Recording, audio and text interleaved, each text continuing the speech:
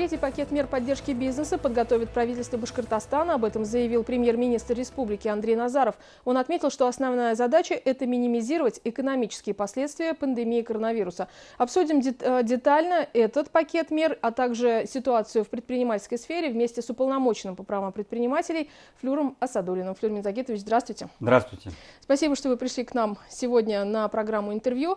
Расскажите, пожалуйста, как вы оцениваете третий пакет мер поддержки бизнеса?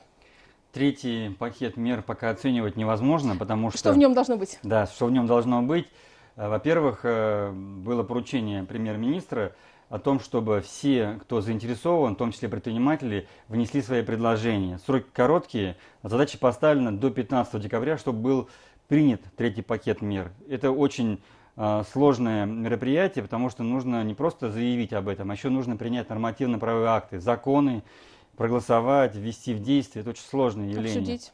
Да, поэтому оставляет очень хорошее впечатление, что правительство прямо четко заинтересовано, кроме там предложений, что надо сделать, установило четкие сроки до 15 декабря. Это очень хорошо.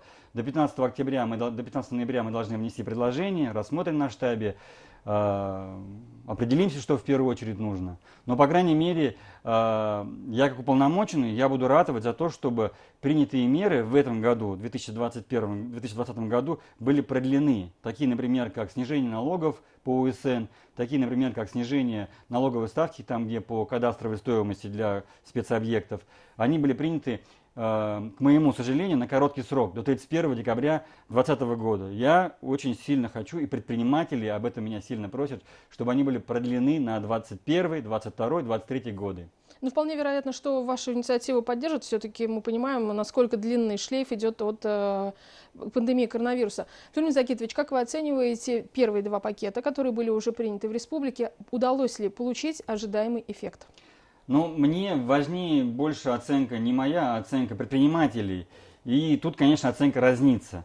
Я уже говорил, обычно обделенный больше всех ропщет, а те, кто что-то получил, он молча пользуется теми благами, которые ему дали, и не говорит нигде. Поэтому чаще всего мы встречались с такими обращениями, что вот несправедливо, я не получил помощь. После этого мы и летом, и в начале осени провели большую работу по анализу того, кто реально получил какую помощь.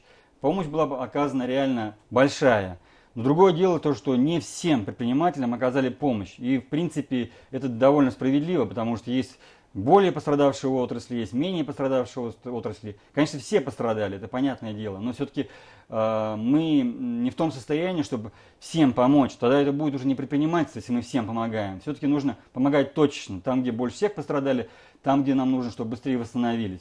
Ну, была оказана помощь большая именно по разным направлениям. Первое – это налоговые преференции, второе – это имущественная поддержка, третье – это помощь по льготному кредитованию и где-то даже прямая финансовая помощь. Суммы серьезные, заявлялось у нас 2 пакета по 15 миллиардов, в общей сумме 30 миллиардов. Эти деньги, хочу заметить, не просто выдаваемые кому-то. Эти деньги, они в том числе где-то половина суммы опосредованно приходят. Там, где снижаются налоговые ставки, где у нас бюджет теряет эти деньги, там, где обнуляется имущественная, например, арендная плата по гос- и муниципальному имуществу.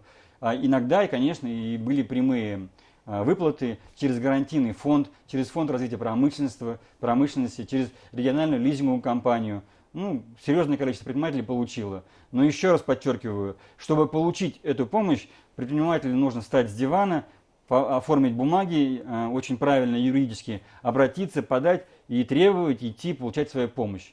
Это обязательно нужно сделать. Просто так помощь ни на кого не падает, должны быть критерии и должна быть обратная реакция, обратное движение со стороны предпринимателя.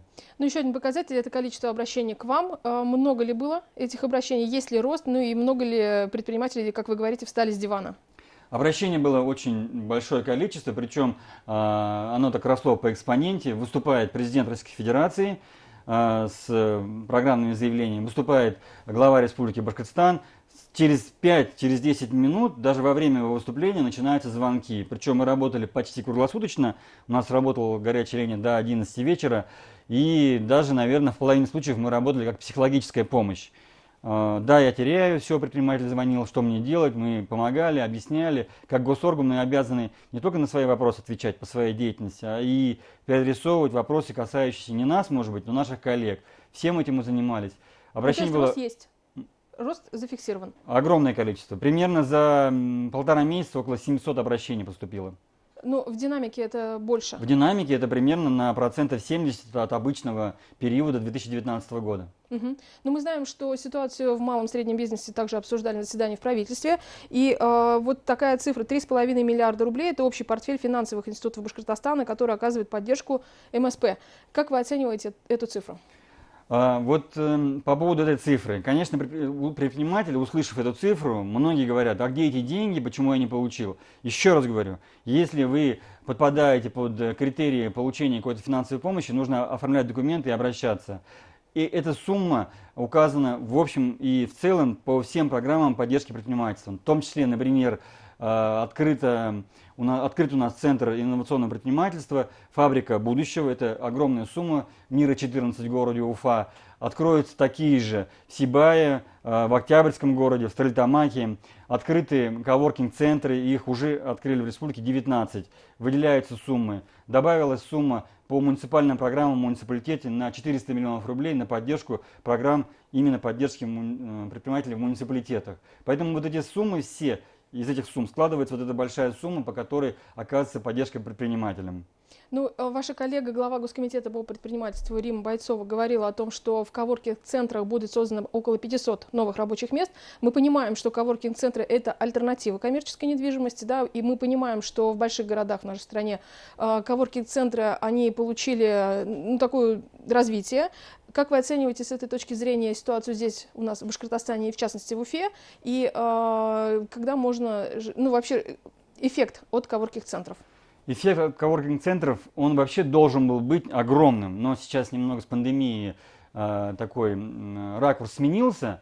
Но я думаю, что в дальнейшем вот то, что мы такой почин ввели по коворкинг-центрам, это отобьется в деньгах однозначно. Коворкинг-центр – это некое современное видение бизнес-процессов. То же самое, что, например, вот взять, если Москву, каршеринг, да, зачем тебе нужна машина, покупать, масло менять, прочее, пошел, попользовался и оставил ее. То же самое коворкинг-центр. Зачем тебе офис, платить аренду, куча вопросов, охрана, сигнализация и так далее. Если тебе нужен офис, пришел, поработал за компьютером, ушел, никаких проблем. И эти 500 мест рабочих, я даже думаю больше, там не 500, там реально, если считать, там будет 2-3 тысячи рабочих мест, потому что если посчитать всех, кто туда приходит на час, на два, это считать тоже рабочее место. Он работает, он создает какой-то продукт и услугу, это тоже рабочее место.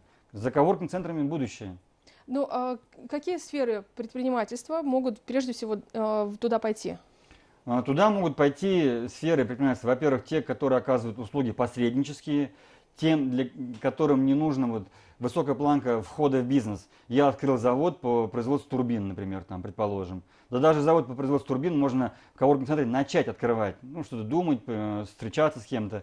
Конечно, там в большей степени это какие-то услуги связанные, может быть, дизайн, консультации, консалтинг, бухгалтерские, юридические, налоговые и так далее. Плюс все стартапы и все вообще не стартапы, а вот единороги, которые миллиардный бизнес в долларовом выражении, они все были практически начаты в коворкинг-центрах.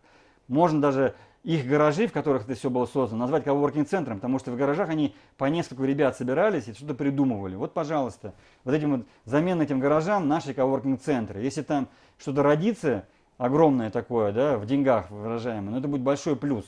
Потому что очень трудно, например, молодому предпринимателю, даже не предпринимателю, а молодому человеку, у которого какая-то гениальная идея, может быть, есть, да, прийти, арендовать офис, он потеряет деньги, он разочаруется. А в коворкинг-центре он придет и, самое главное, встретит таких же воодушевленных, одухотворенных, обуреваемых какой-то идеей людей. Вот встретились, пообщались, но не получилось. Бизнес такая штука, не бывает такого, что я задумал, и все получилось. Надо обязательно разориться, надо обязательно разочароваться, потом подняться, потом что-то сделать. Пожалуйста, вот коворкинг-центры. Если говорить о стартапах, то сейчас в пандемию коронавируса какие новые виды бизнеса появились, какую картину видите вы и кто точно закрылся? Упадок где сильный? Упадок сильный, конечно, в сфере услуг. Это первое дело. Потому что сфера услуг подпитывается потребительским спросом. Вот час назад я разговаривал с одним известным ресторатором, у него сеть кафе. Ну, у него в глазах тоска, конкретная тоска. Потому что людей стало ходить меньше, люди опасаются, люди побаиваются заразиться, может быть. У него из 8 точек по городу 4 он закрыл, и он переживает не за упущенные деньги, он переживает за коллектив, потому что коллектив разошелся, потом ему обратно собирать, и он этот бизнес создавал 20 лет. Если очень коротко, какие новые виды? Новые виды, я думаю, что буквально. новые виды это все в цифру. Цифровые, да, это доставка, обслуживание, предложение услуг в интернете. Мне кажется, самый лучший вариант. Флюрин Загитович, еще один вопрос. IQ парк Сколково, который откроется в мае 2021 года по распоряжению главы Башкортостана Ради Хабирова. Эффект для бизнеса? Эффект для бизнеса будет большой. Во-первых, это 36 тысяч квадратных метров. Во-вторых, это сосредоточение вот таких вот продвинутых ребят. Рядом университет. И в-третьих, самое главное, дух этого места. Это самое главное.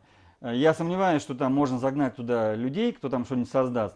Они должны, главное, там собраться и, главное, питаться друг друга энергией, идеями. Вот у таких парков это самое главное.